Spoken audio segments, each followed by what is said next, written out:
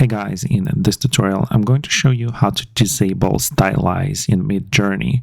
So let's say you've been messing around with Midjourney settings. Maybe you changed to base quality or set style to high. Now, when you start typing a prompt, let's say Blade Runner, you want to use the photorealism option --testp. You get the error saying Stylize must be between 1250 and 5000 when combined with --test option. Also get the error message.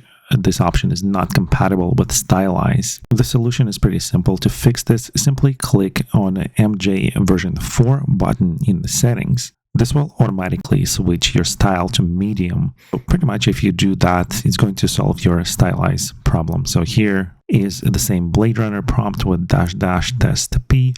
And as you can see, it's working this time. Basically, all you had to do is reset back to Midjourney version 4, which by default sets your style option to medium.